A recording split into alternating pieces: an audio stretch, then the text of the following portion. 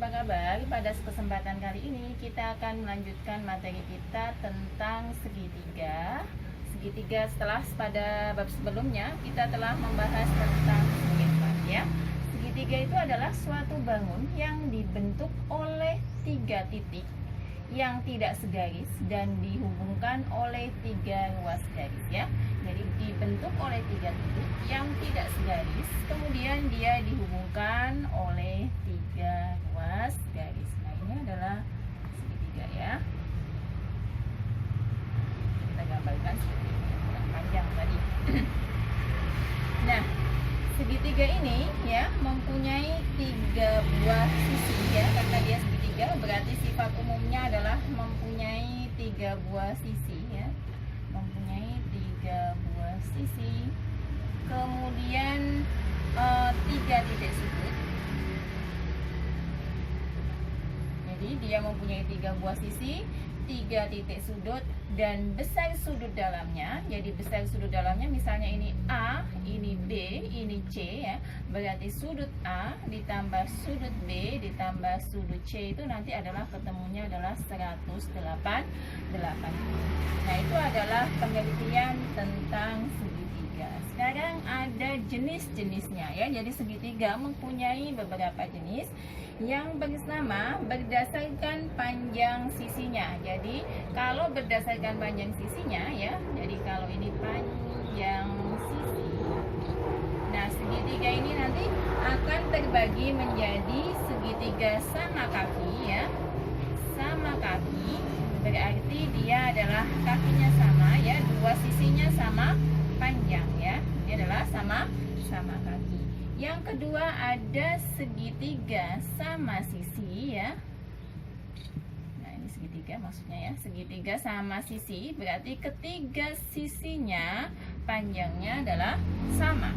Yang terakhir ada namanya segitiga sembarang. Nah, kalau sembarang ini ketiga sisinya tidak sama panjang. Jadi misalkan ini sisi A, B, C, dia tidak ada yang sama panjang. Kalau sama kaki, kedua sisinya sama sisi, ketiga sisinya sama, dan sembarang tidak sama semuanya ya. Kemudian berdasarkan sudutnya, jadi kalau tadi adalah berdasarkan panjang sisinya, sekarang adalah berdasarkan besar sudutnya. Ada yang pertama ada segitiga lancip, berarti ketiga sudutnya adalah sudut lancip ya. Jadi yang pertama ada segitiga, saya tulis gini aja ya, lancip. Jadi ketiga sudutnya adalah sudut lancip, berarti sudutnya kurang dari 90 derajat. Yang kedua ada namanya segitiga tumpul ya.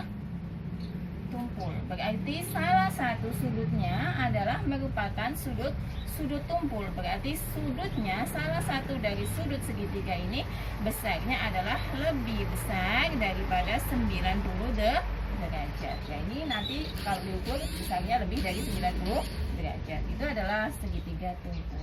Kemudian ada namanya segitiga siku-siku. Kalau segitiga siku-siku itu berarti salah satu sudutnya membentuk sudut siku-siku. Nah, kalau pada segitiga siku-siku ini nanti ada istilah namanya adalah Pitagoras ya. Pitagoras atau sisi miring ya. Caranya nanti adalah sisi A, misalnya ini A, B, dan C, maka C itu panjangnya adalah akar A kuadrat ditambah dengan B kuadrat. Itu adalah teorema Pitagoras pada segitiga siku.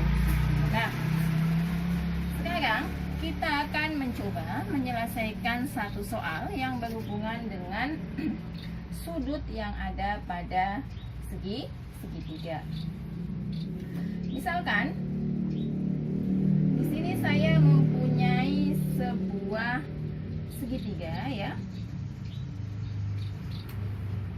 Segitiganya bentuknya semacam ini.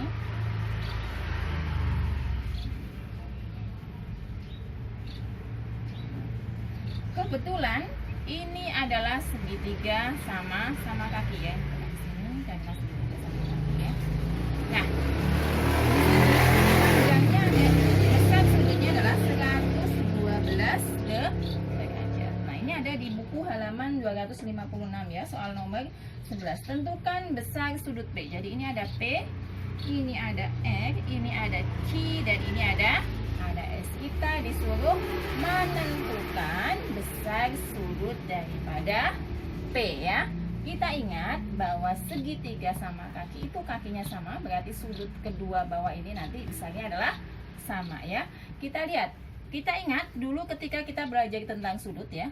Nah, sudut berpelurus ini kan ada 112 derajat. Sementara sudut lurus itu adalah ini ya. Kalau kita jumlahkan nanti ketemunya adalah 180, sehingga kita cari ininya dulu. 180 kita kurangi dengan 112. 10 kurangi 2 berarti 8 ya. 7 dikurang 1 berarti 6 ya. 1 ini adalah 0 ya, berarti 68. Di sini adalah 68 derajat ya. Sementara ingat tadi bahwa sudut pada segitiga itu adalah sudut dalam sebuah segitiga itu adalah 180. Ingat ini sudutnya adalah segitiganya adalah segitiga sama kaki. Sehingga ini sama dengan 60. Kita kurangi ya. Kita kurangi. Nanti ini dengan ini berarti 2 ya. 7 dikurang 6 berarti dia 1 ya. Ini berarti 112 itu adalah P dan R. Kenapa? Karena besar sudut pada segitiga sama kaki, sudut bawahnya adalah sama. Sehingga ini adalah 112 kita bagi menjadi 2 ya. Nah, ini ketemunya 112. Nah, sekarang untuk mencari sudut P dan R-nya ini kita bagi menjadi 2 ya, karena dia adalah segitiga sama kaki, sehingga bawahnya besar sudutnya sama. 11 berarti 5, berarti ini 10 ya. 12 berarti ini hasilnya adalah 56 derajat ya. Itu adalah soal yang ada di buku halaman 256. Nah, sekarang kita akan belajar sedikit tentang luas dan keliling segitiga ya. Misalkan ada sebuah segitiga. Nah, ini segitiga, maka luasnya ya, kalau segitiganya sama kaki, maka tingginya itu nanti di sini ya. Ini tinggi, ini alas. Kalau segitiganya siku-siku, berarti alasnya di sini, tingginya di sini ya. Kalau sembarang, nah seperti ini sembarang ya. Nah, maka tingginya di sini. Ini tinggi, ini alas ya. Keliling K-nya ya. K dari ini dihapus dulu. Keliling dari sebuah segitiga adalah jumlah dari sisinya ya. Jumlah dari sisinya. Berarti misalnya ini ada sebuah segitiga ya. Misalnya ini A, B, C, berarti A ditambah B ditambah C. Itu adalah keliling. Ketika SD kita sudah belajar ya. Kemudian untuk luasnya adalah setengah dikali alas dikali tinggi, atau bisa kita tulis A kali T dibagi dengan 2 ya.